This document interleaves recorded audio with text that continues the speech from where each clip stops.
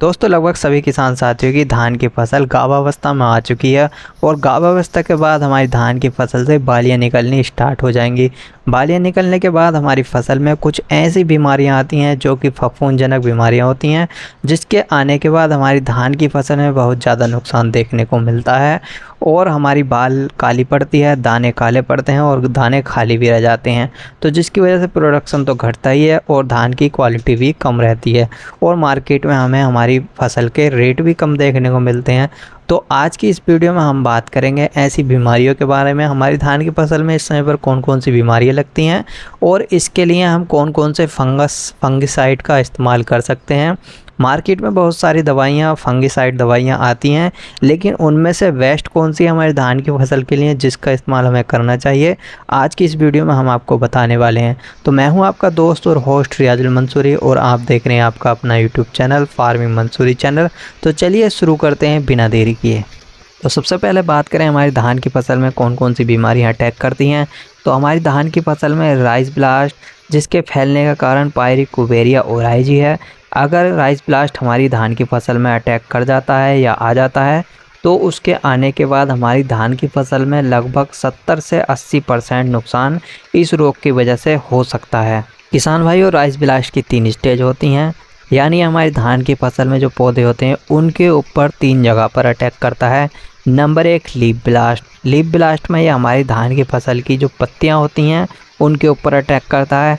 जब आप अपने फसल में पौधों की पत्तियों को देखेंगे तो उसके ऊपर एक कत्थई कत्थई रंग के आपको धब्बे दिखाई देंगे और अंदर से सफ़ेद सफ़ेद रंग का आपको वो दिखाई देगा और यह धीरे धीरे फैलना शुरू हो जाते हैं और हमारी पत्ती को सुखा देते हैं। पत्ती सूखने के बाद जैसा कि आप सभी लोग जानते हैं कि हमारा पौधा क्लोरोफिन बनाना बंद कर देता है, खाना बनाना बंद कर देता है, जिसकी वजह से हमारी धान में जो बालियाँ निकलती हैं वह कमज़ोर निकलती हैं और उनमें दाने अच्छे से नहीं भर पाते, तो जिसकी वजह से हमारा प्रोडक्शन या पैदावार कम हो जाता है। और दूसरा होता है नेक ब्लास्ट। नेक ब्लास्ट मतलब गर्दन तोड़। जैसे कि इसके नाम से ही पता चल रहा है कि यह हमारी धान की फसल में गर्दन तोड़ देता है। मतलब जब अपनी फसल में जो बालियाँ निकल आती हैं तो बालियों का जो निचला हिस्सा होता है जहाँ से बाली स्टार्ट होती है वहाँ पर यह काला काला धब्बा बनना स्टार्ट होता है और वह काला धब्बा बनते बनते वहीं से जो बाल होती है वह सूख जाती है और सूखने के बाद वह टूटकर नीचे गिर जाती है। तो जब बाल टूट के नीचे गिर जाएगी तो हमारी धान की फसल में प्रोडक्शन या पैदावार हमें कैसे देखने को मिलेगा, तो सीधा सीधा इसका बहुत ही ज़्यादा हमारी धान की फसल में नुकसान होता है। और तीसरे नंबर का ब्लास्ट का नाम है नोड ब्लास्ट। नोड ब्लास्ट हमारी धान की फसल में जो हमारे पौधे होते हैं उनके आपने देखा होगा उसमें जो गांठ बनती है वहीं पर यह अटैक करता है। गांठ पर अटैक करने के बाद वहाँ पे आपको काला काला दिखाई देगा और काला काला भरने के बाद वहीं से आपके पौधे को सड़ा देता है, जिसकी वजह से पूरा का पूरा पौधा सड़कर गल कर गिर जाता है। अब देखिए दोस्तों, वहाँ पर नेक ब्लास्ट में तो केवल बाली ही टूट कर गिर रही थी, लेकिन नोड ब्लास्ट में आप देख सकते हैं कि पूरे के पूरा पौधा टूट कर गिर जाएगा और वहाँ पर आपके पौधे का भी नुकसान देखने को मिलेगा। अब तीनों ब्लास्ट ही आपकी धान की फसल में बहुत खतरनाक है। लीफ ब्लास्ट जो पत्ते होते हैं धान की फसल के उन्हें ख़त्म करता है। नेक ब्लास्ट जो बालियाँ होती हैं उनको ख़त्म करता है और नोड ब्लास्ट तो पूरे पौधे को ही ख़त्म कर देता है। दूसरे नंबर की जो बीमारी हमारी धान की फसल में लगती है वो होती है लीफ ब्लाइट। लीफ ब्लाइट और लीफ ब्लास्ट आपको सेम देखने को मिलते हैं, लेकिन इनके फैलने का कारक और जो इनके फैलने का जो फंगस होता है जो इसकी वजह से फैलते हैं वह दोनों के अलग अलग होते हैं। लीफ ब्लाइट जो फैलता है वो ज़ैंथोमोनास ओराइज फंगस के कारण आपकी फसल में फैलता है।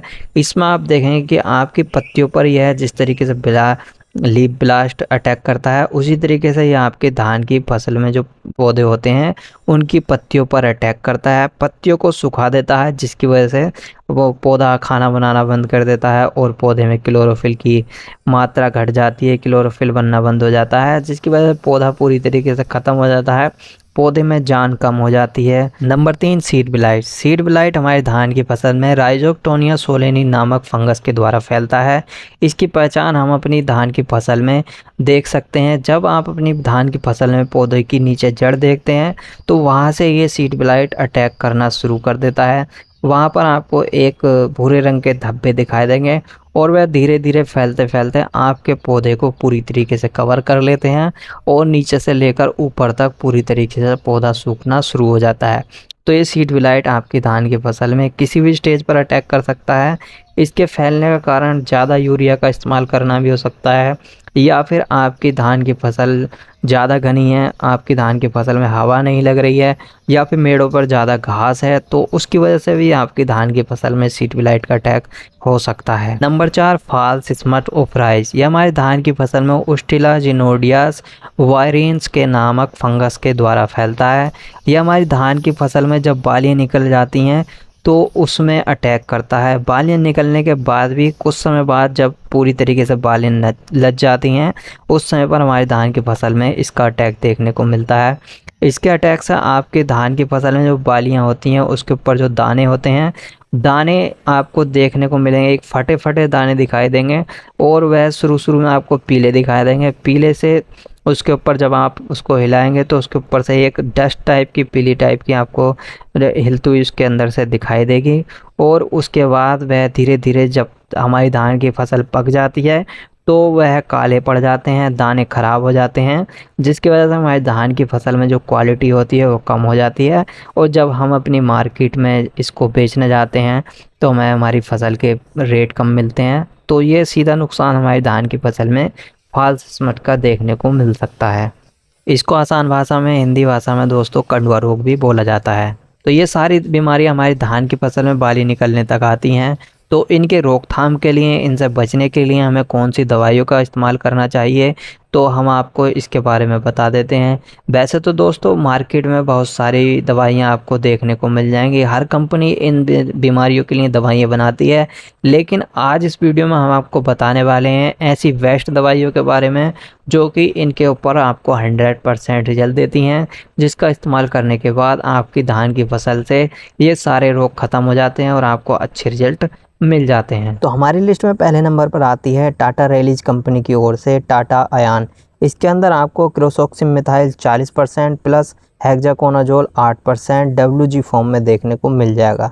ये कॉन्टैक्ट प्लस सिस्टमिक फंगिसाइड है जो कि आपकी धान की फसल में seed blight, neck blast, leaf blast, node blast जैसे डिजीज़ को कंट्रोल आसानी से कर लेता है। तो अगर आपकी धान की फसल में ये दिक्कत दिखाई दे रही है तो आप इसका इस्तेमाल कर सकते हैं।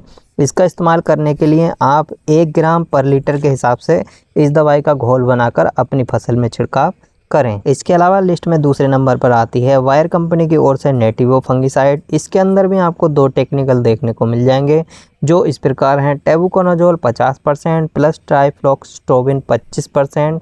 WG फॉर्म में आपको ये भी देखने को मिल जाएगा। ये भी एक कॉन्टैक्ट प्लस सिस्टमिक फंगिसाइड है जो कि आपकी धान की फसल में कॉन्टैक्ट और सिस्टमिक एक्शन द्वारा काम करता है। यह आपकी धान की फसल में seed blight, neck blast, leaf blast, pod blast और ग्रेन डिस्कलरेशन जैसे फंगस को आसानी से कंट्रोल कर लेता है।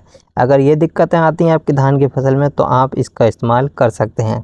इसका इस्तेमाल करने के लिए आप 500 ग्राम दवाई को 200 लीटर पानी में घोल बनाकर अपनी 1 एकड़ की फसल में छिड़काव कर सकते हैं। और लिस्ट में तीसरे नंबर पर कोर्टिवा कंपनी की ओर से कोसाइड फंगिसाइड आता है।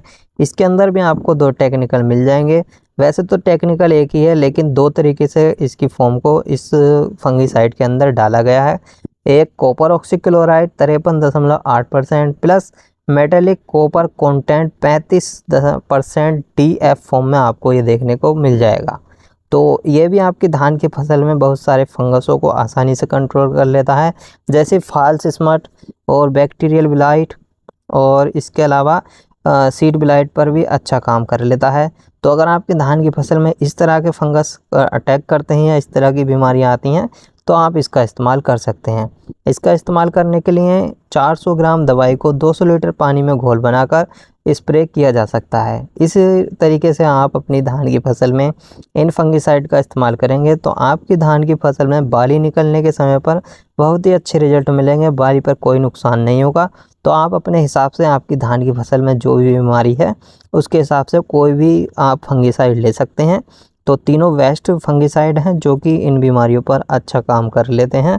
तो तो यही था दोस्तों आज की वीडियो में। कैसी लगी आपको ये छोटी सी जानकारी अच्छी लगी हो तो वीडियो को लाइक करें, और अगर चैनल पर नए आए हो तो चैनल को भी सब्सक्राइब कर बेल आइकन को ऑन कर लें, ताकि आपको आने वाली वीडियो समय पर मिलती रहें, क्योंकि हम इस चैनल पर खेती संबंधित वीडियो बनाते रहते हैं।